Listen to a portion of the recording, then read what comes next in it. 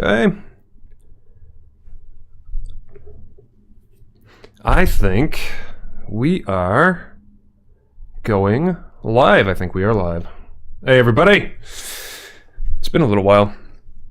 Man, I am sitting here getting more and more jittery. Woke up early, started pounding, the coffee, and haven't really eaten anything, so now I'm just jumping out of my skin. So we'll see how this goes. I wanted to get back to you about all this music theory stuff that we're talking about on this channel, and also offer to you the, if I can figure out my windows, the Harmony and Theory Quick Start Guide that you can go and get for free by going to a website, morefromdave.com, where you can download this thing, and then also on the list, you're going to get all the supplemental material. We're working through this packet. It's firstly a very easy packet to get to, right? Tried to take all these concepts that guitar players perennially struggle with and break them down to their simplest little component parts and work through them in a logical, concise kind of way. So you get to know from basically knowing nothing, right? You get half steps, whole steps. We string them together, we make a major scale. We start teasing out intervals from that major scale. We start building some harmony, which is where we're going to pick things up today. You start to go build chords. Haven't gotten there yet, but we will in due time. And then on and on and on. All of it extremely applicable to guitar, the music you're playing, your understanding of it. All good things. All right, that packet's free. It's like 10 pages. It's a quick read. I've got a super hot mic, it looks like. So I'm watching all these kids on OBS, that's the streaming software, and they're telling me, you gotta crank your mic, because last time I did this, the levels were so low, I had to go back and boost the volume to get little clips out of it and that kind of thing. But now it looks like I'm in the red the entire time. I'm freaking out a little bit, but hopefully it's gonna turn out all right, and I don't have a bunch of nasty clipping in post. So, anyway, today, let's pick up where we left off. Last time, if you recall, and if you don't recall, all these lessons build on top of one another, so go back and watch the last few of these things. I'll have a playlist here and put them all in order. Last time, we left off with, in our packet here, we left off with major scale intervals. So we found out that, okay, I can start on a tonic note. I can apply my whole steps and half steps, this pattern, whole, half, whole, half. I apply that pattern to some tonic notes, some starting place. And from there, I can tease out all these larger intervals that would be, each one gets a number, a second, third, fourth, fifth, sixth, seventh octave. And then each one, octave isn't a number, but the prefix oct, right? 8. And then each one is either major or perfect. So we get qualities for these. So you have a major second or a major third or a perfect fourth, so on and so forth. You can also alter these things. Each one of these qualities can be lowered by a half step. And that gets you, in the case of the major interval, that turns your major interval into a minor interval, if I subtract a half step from that. In the case of the perfect intervals, then you get a diminished interval when I subtract a half step. Again, this is all recapping everything we've talked about. You can go back and watch the video. One more little alteration to the perfect interval. You can raise any one of those by a half step and it becomes augmented. So major becomes minor, subtracting a half step. Perfect intervals become either diminished or augmented if you subtract or add a half step, respectively. So that brings us up to speed. Okay. So, and last time, we played through some of these, and those of you on the list got the handout for this to help you along. But last time we started, and I basically held down our C note over here, and we just went through the intervals. So I could play a third interval, the first note going to start with the second, right? Or a third, or a fourth, or a fifth. I'm basically playing the scale ascending above my C note here and listening to each note above the root, above the tonic. And that kind of takes us into what I wanted to talk about first here. So I just used two words interchangeably, and I should have been more careful. So the tonic note and the root note, let's talk about the difference. They are not the same thing. A lot of people use these interchangeably. They are subtly different terms. Your tonic note. The tonic note is the start of a scale. It's the start of a key signature. So in this case, as I look on the screen here, we took this set of intervals to create a major scale. Whole, whole, half, whole, whole, whole, half. We took that set of intervals and we applied it to this first note over here. That would be a C. C, in this case, is the tonic note. It is the start of a scale, the start of a key signature. We would say that this group of notes that I derived from this set of intervals, this group of notes is the key of C. C is the tonic. The root note is slightly different, and so let's come over here real quick. Let's say I had a third interval. Okay, so that is the distance between the first note and the third note of the scale we found out. Okay. And let's say I stay within this C major scale. All right. So if I come over here, I can treat C as the root note, and let's define the root note as the start of harmony. When I start stacking notes on top of one another, that is creating harmony. Okay? This is the relationship of notes to one another. Harmony. So when I stack a note on top of my C note, C is the root of this set of notes, because I started on C and then I took it up to E and put an E note on top of that to create a major third. I could also treat D as the root note, and that's what we see in the next measure here, this next example. So over here I've got a D note with a third above that D note stacked on top of it. D in this case is the root note. I'm still in the key of C.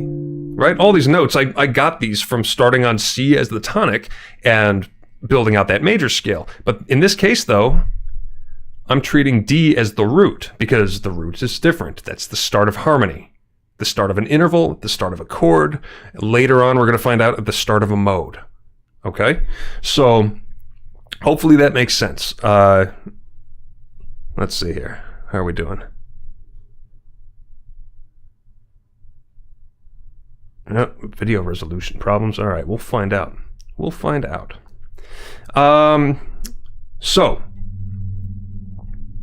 what we're going to do, should I check on anything over here? Yeah. Okay. We'll see. All right, so, with that out of the way, what we're going to do is pick an interval. So, over here we had thirds. We also have fourths, fifths, sixths, sevenths, the whole bit. And we're going to treat each note in the scale, in our major scale here, as its own root and stack an interval on top of it. And so let's start with thirds, because that's really where the rubber kind of hits the road. And if you recall, I have two ways of playing my third intervals. One of those is as a harmonic interval, and that's what we've done so far. We've played both of these notes together as in a harmony, right? So when I do that, I get a variety of major and minor thirds. They're not all major thirds just because they're from the major scale. So, and the reason for that, if I come back over here, let's scroll up. The reason for that is, you recall, let's look back at our little fundamental truth here. A major interval, a major third, is the distance from C to E, for example, right? So the distance from C to E is 2 whole steps. If we break these down to the, their smallest units, C to E is 2 whole steps. When I treat D as its own little root here and I stack F on top of it, that is what we call the diatonic third. That is, diatonic just means from the scale. So when I stack that F on top of it, I notice that the intervals are slightly different. I have a whole step from D to E, but then a half step between E and F. So the distance from D to F is therefore a step and a half, which is 1/2 step smaller than my major third. And we know from earlier that when I subtract a half step from a major interval, it becomes minor. So something like that, D to F. So when we go through that process on each one of these notes of the scale, treating each note as its own root note, and thereby sequencing this interval through the scale, I end up with a major third starting on the first degree of the scale. There's a minor third between E and G, major third between F and A, major third between G and B, there's a minor third between A and C, and then between B and D at the end. I get another minor third. A major, two minors, two majors, two minors. Very good. Here's how I'm going to practice that. I always spent a lot of time with thirds. They always sound good. Thirds always sound really good. So I'm going to take a C major scale. We'll pick a position. Let's say we want it over there. I'm moving positions here. But I'm going to come down here to the 8th fret, and then there is C to E. Easy enough. Okay, and they're on adjacent strings, so I can play these either separately from one another or at the same time. There's a couple of different ways to do this, but I like to write it out this way, where I can potentially play these either way, either separately or together. D to F, that's a third. 10th fret on the E string over here to the 8th fret on the A string. Now I'm shifting a little bit. There's E to G, minor third, right? This is slow. I know my I have hotkeys or something that might make this work. But anyway, all right, I just made it up to G and B. There it is. I'm going to move over again. A to C. I'm going to put that over here. You could look at this and say, you know, man, this is maybe not the most efficient way of playing this. And I know that. The point is, I'm able to play them either together or separately. I like playing them in varying orders too, right? They're not all ascending, they're not all descending. Maybe I want to mix that up a little bit. I'll explain what I mean by that in a second here. So there we go. There's thirds in an octave. Very good. All right. Let's come over here and give us a little double bar line. Cool.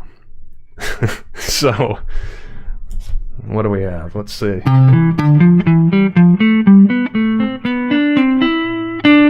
In reverse, shuffling those thirds around.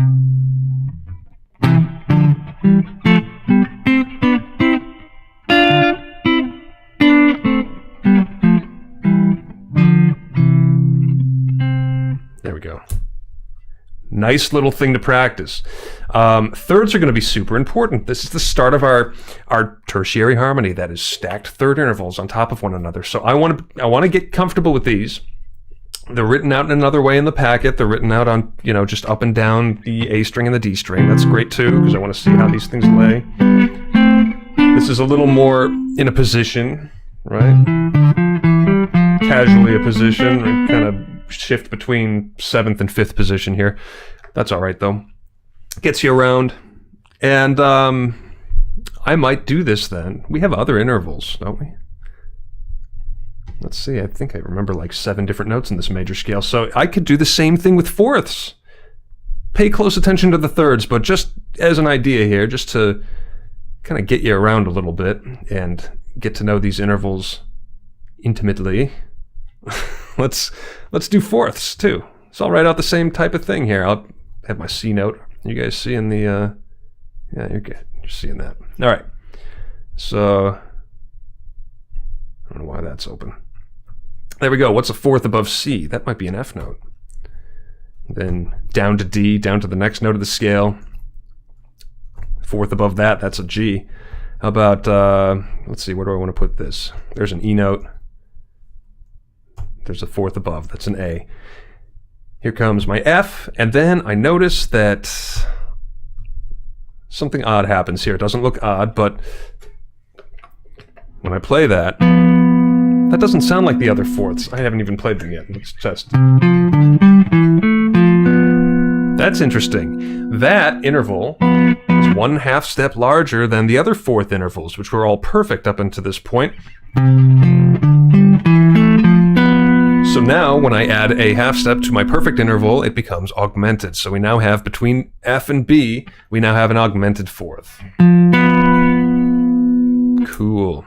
That's diatonic to the scale. That naturally occurs. It's in the scale. 10th fret. What is that? That's a G note going to the C up here. Then, let's see, I could play A. Fourth up from A is D. Do you guys do this in your head? Kind of figure out the head math of all these intervals? Like, what's a fourth above A? A, B, C, D. 4, right? That's another part of this. You can practice that away from your guitar. Just get to know how the letters lay. So there we go. Fourth intervals. Augmented fourth.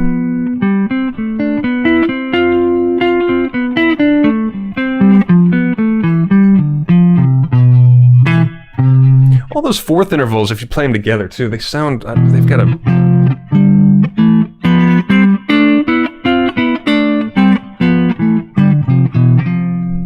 got a thing to them. They sound, I heard them described as like ancient sounding, which kind of makes sense, right? Think Gregorian chant and that type of thing. I mean, that was a lot of perfect intervals that were sort of moving in parallel. So, anyway, fifths. I could do fifths. What's a fifth above C? What was that? A G note. All right, let's try that. So I'm going to sequence my fifths. I'm going to start on C. We decided G was a fifth above. Here it is. Here's my D note, that's the next note in the scale. A is a fifth above that. I'm going to put my A over here, so we're now skipping a string. Hopefully you guys can see that. So now, I've got C to G. There's another way to play a fifth. That's another cool thing about working through stuff like this on the guitar neck, is you start to see multiple ways of playing the same interval. I could have done this. Could have done that, but I'm going to do that skipping a string, going up to that A note. Next, that was E. And that goes up to B. That's the fifth above that note. And then F to C. G to D. There's that funny skip again. So between... And I'm doing this kind of to keep me in a position here. I don't want to move my hand. I'm lazy today. I haven't played all weekend. Technique-wise, too, let me come over here real quick. Technique-wise, if you guys are working on your right hand, you're skipping strings here. You've got combinations of notes on different strings. I'm seeing this as a great opportunity to work on my hybrid picking a little bit, meaning my pick is playing the lower of, say we're dealing with a group of 2 notes.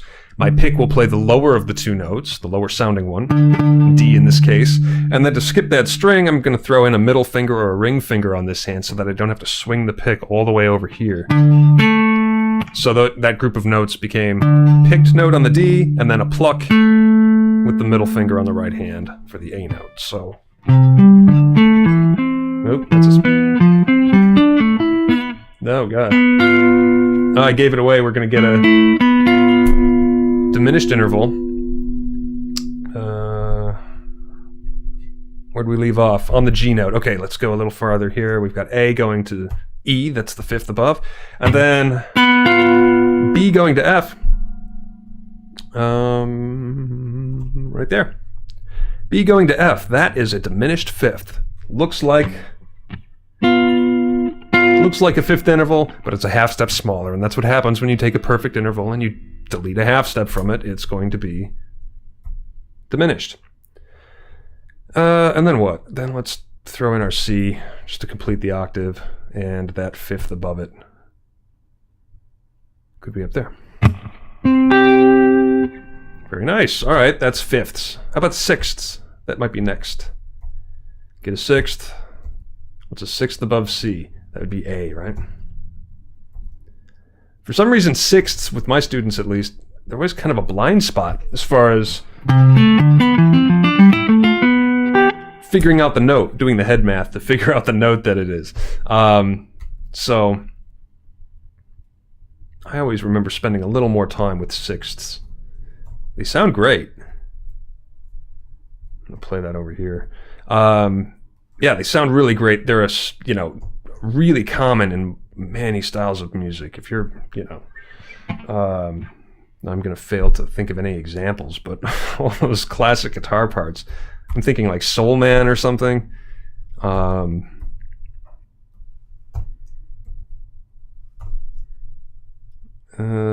not even talking my way through this. Going to B. Sixth up from that is G. And then we're back on C to complete the octave, and the sixth above is going to be A. There we go. I'm writing these out in 1 octave spans here. Go farther than that. So find these in multiple octaves.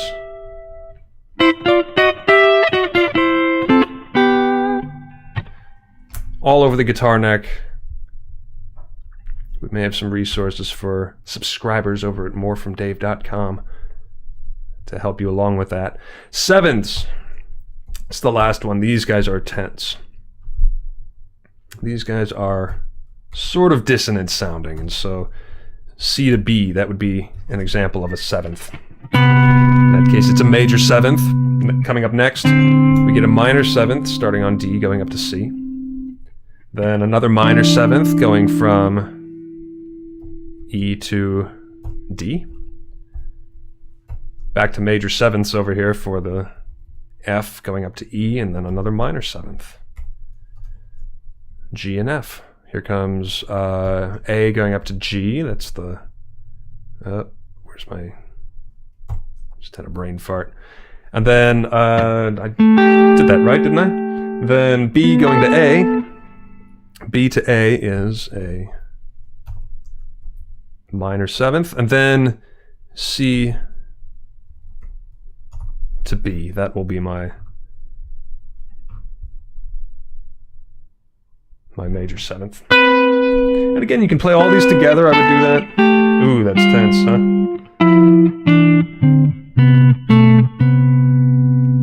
How nice. All right. So anyway, these are the intervals that we get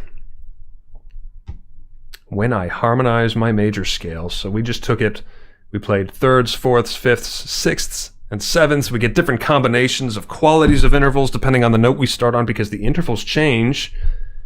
The intervals change depending on the note of the scale you're on.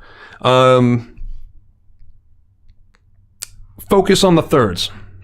Thirds are going to be, and if you did nothing else, the thirds are going to be important here, especially in our understanding of harmony, because everything's going to be stacking thirds from here on out. So next time we're talking about triads and that kind of thing, read ahead in the packet if you want, the one you got from morefromdave.com, the quick start packet,